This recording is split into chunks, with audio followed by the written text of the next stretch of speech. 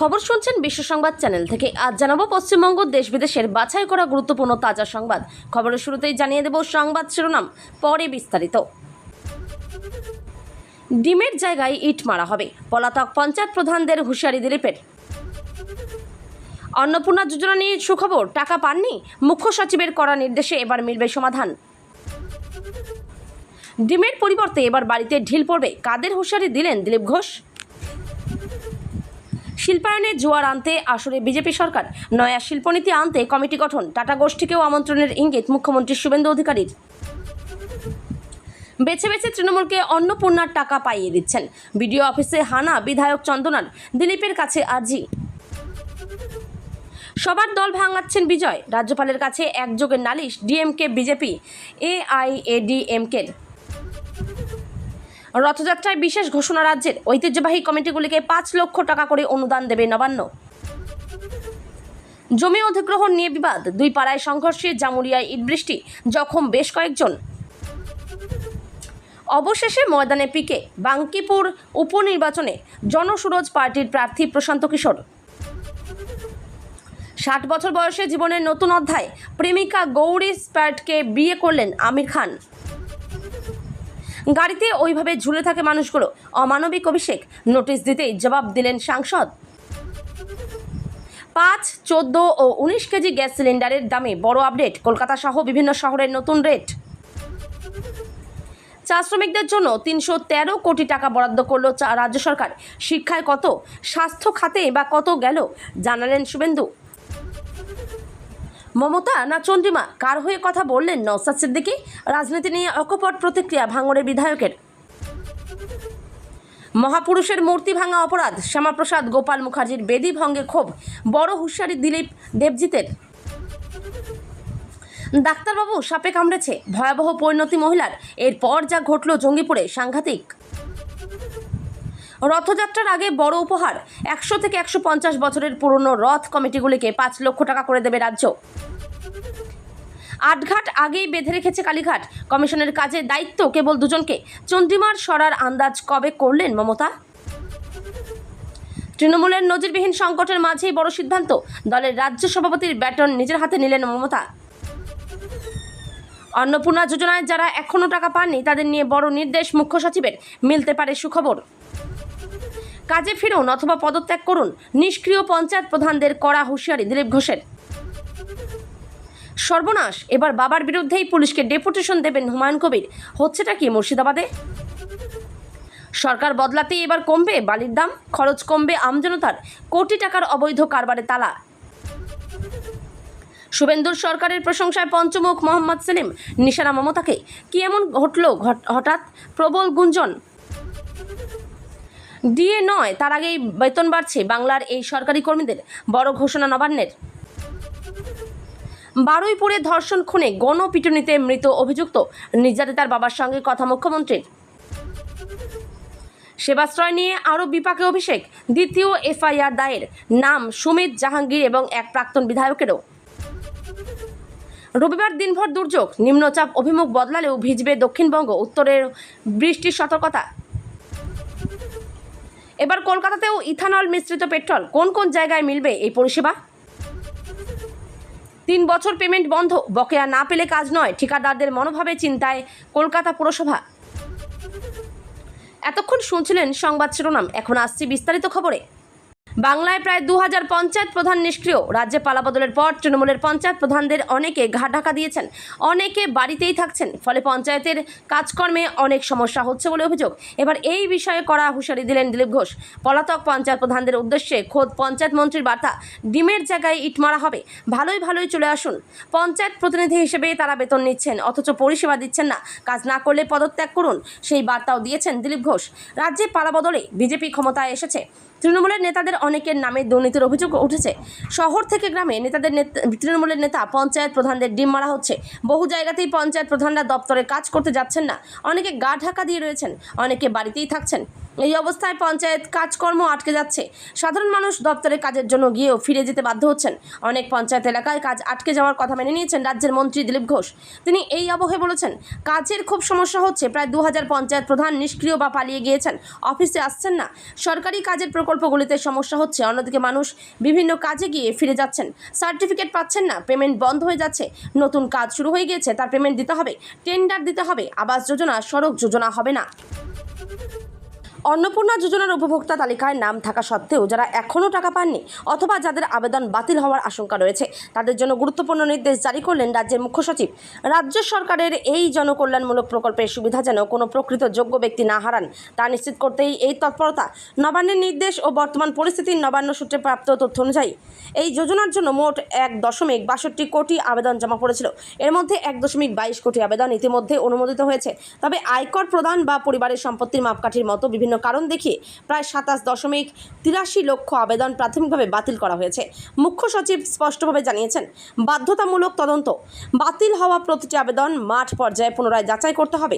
আগামী 7 দিনের মধ্যে এই তদন্ত সম্পন্ন করে রিপোর্ট পোর্টালে আপলোড করার নির্দেশ দেওয়া হয়েছে। তদন্তের সময়সীমা আজ থেকেই এই যাচাই প্রক্রিয়া শুরু হচ্ছে। রাজ্যে পালাবদলের পর উঠেছে নানা ক্ষেত্রে দুর্নীতি অভিযোগ। ইতিমধ্যে তৃণমূলের পঞ্চায়েত প্রধানদের অনেকে গা ঢাকা দিয়েছেন, অনেকে আবার বাড়ির বাইরে বের হচ্ছেন না, যার জেরেই থমকে যাচ্ছে গ্রামাঞ্চলে উন্নয়নের কাজ।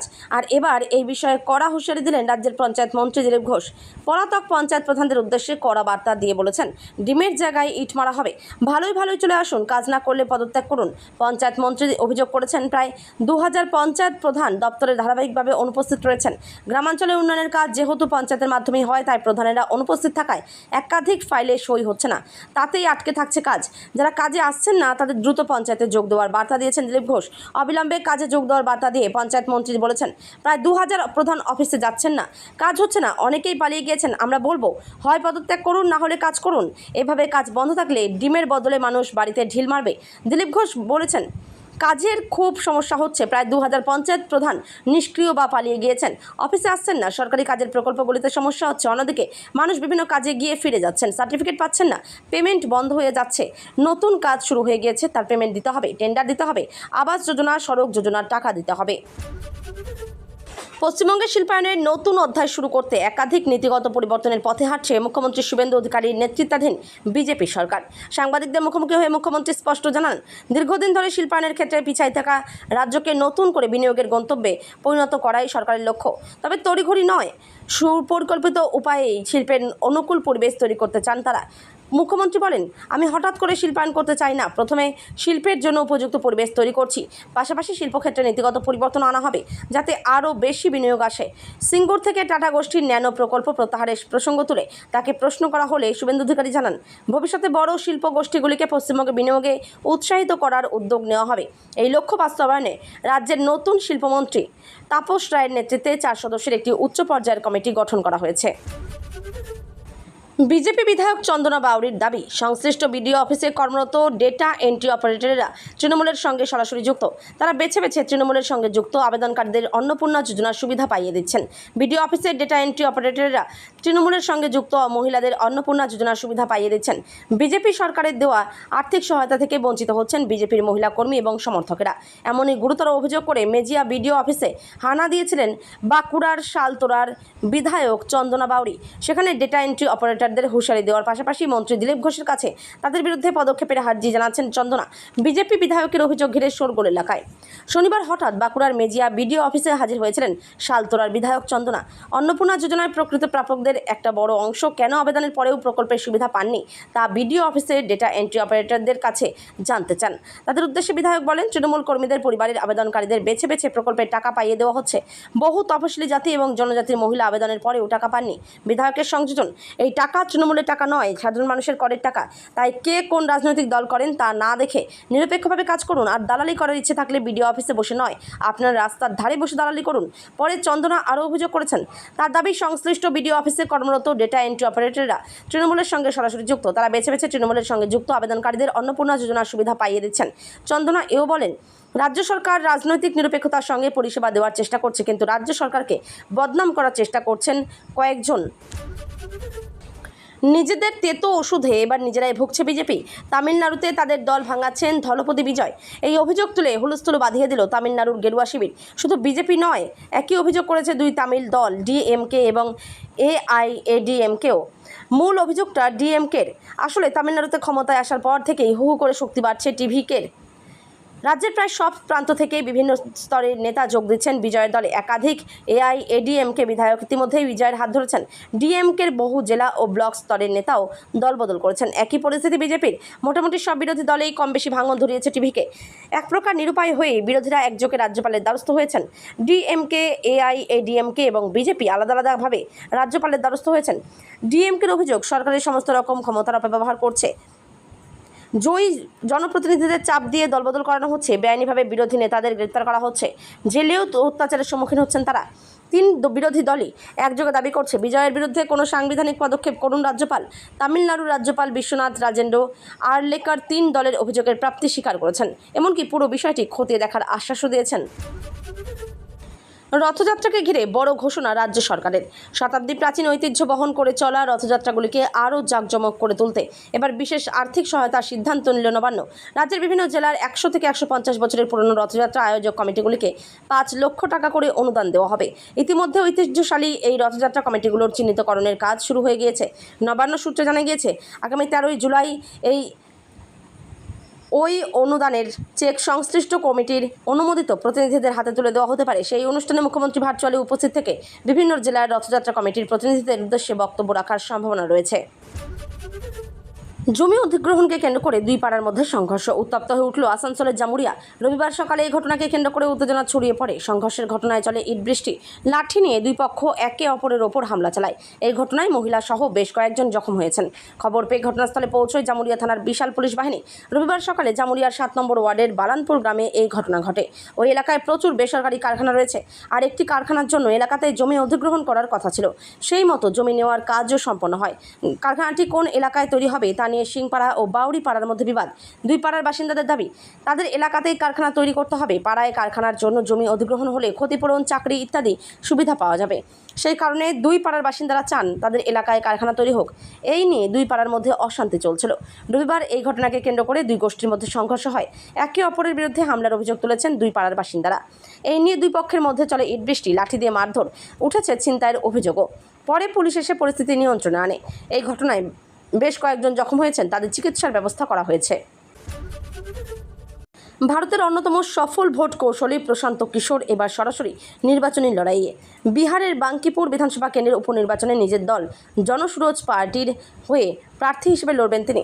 রবিবার দলের কর্মসমিতির বৈঠকে তার নাম আনুষ্ঠানিকভাবে ঘোষণা করা হয়। বাঙ্কিপুর উপনির্বাচনের প্রেক্ষাপট, বিজেপির সর্বভারতীয় সভাপতি নীতিন নবীন রাজ্যসভার সাংসদ নির্বাচিত হওয়ায় বাঙ্কিপুর আসনটি শূন্য হয়। এই কেন্দ্রে আগামী 30 জুলাই ভোট গ্রহণ হবে।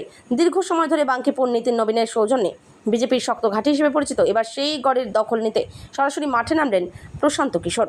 কেন এই লড়াই গুরুত্বপূর্ণ? রাজনৈতিক শূন্যস্থান। গত বিধানসভা নির্বাচনে বিহারে আরজেডি এবং কংগ্রেসের ভরাডুবির পর রাজ্যে বিরোধী রাজনীতির পরিসরে যে বড় শূন্যস্থান তৈরি হয়েছে, পিকে নিজেকে সেই বিরোধী শিবিরের প্রধান মুখ হিসেবে তুলে ধরতে চাইছেন বিজেপি বনাম পিকে।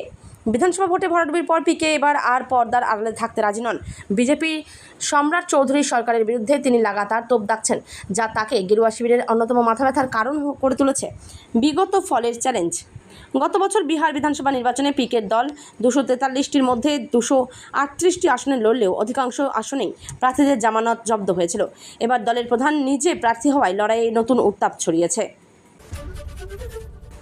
বলিউডের জনপ্রিয় অভিনেতা আমির খান জীবনের নতুন ইনিংস শুরু করলেন। দীর্ঘদিনের সঙ্গী গৌরী স্প্র্যান্টের সঙ্গে বিবাহ বন্ধনে আবদ্ধ হয়েছেন তিনি। রবিবার 5 জুলাই মুম্বাইয়ের পালি হিলের বাসভবনে অত্যন্ত ঘরোয়া পরিবেশে সম্পন্ন হয়েছে তাদের বিয়ের অনুষ্ঠান। পরিবারের সদস্য এবং ঘনিষ্ঠ বন্ধুদের উপস্থিতিতেই নতুন জীবনের সূচনা করেন এই তারকা জুটি। গত কয়েকদিন ধরেই আমির ও গৌরীর বিয়ে নিয়ে জোর জল্পনা চলছিল। শেষ পর্যন্ত সেই জল্পনার অবসান ঘটিয়ে আইনি নিয়ম মেনেই বিবাহ সম্পন্ন করেন তারা। অভিনেতা আগেই জানিয়েছিলেন, কোনো জাঁকজমকপূর্ণ আয়োজন নয়, বরং পরিবারের সদস্যদের নিয়ে ছোট পরিসরের অনুষ্ঠানের মধ্য দিয়েই বিশেষ দিনটি উদযাপন করতে চান। সেই পরিকল্পনায় বাস্তবায়িত হয়েছে। ফুল ও আলোর সাজে সেজে উঠেছিল তার মুম্বাইয়ের বাড়ি। জানা গিয়েছে, স্পেশাল ম্যারেজ অ্যাক্টের আওতায় বিয়ে করেন আমির ও গৌরী। বিয়ের আনুষ্ঠানিকতা শেষ হওয়ার পর পরিবারের সদস্যদের নিয়ে একটি ব্যক্তিগত অনুষ্ঠানও অনুষ্ঠিত হয়। অনুষ্ঠানে উপস্থিত ছিলেন পরিচালক আশুতোষ গোয়ারিকার এবং তার স্ত্রী সুনিতা গোয়ারিকার। এছাড়াও দুই পরিবারের ঘনিষ্ঠ আত্মীয় ও বন্ধুদের দেখা যায় অনুষ্ঠানে। তবে আমিরের দুই প্রাক্তন স্ত্রী রীনা দত্ত এবং কিরণ রাও অনুষ্ঠানে উপস্থিত ছিলেন কিনা তা নিয়ে আনুষ্ঠানিকভাবে জানা যায়নি। যদিও আমিরের আগের দুই পক্ষের সন্তান এবং গৌরীর ছেলেকে অনুষ্ঠানে দেখা গিয়েছে বলে জানা গিয়েছে।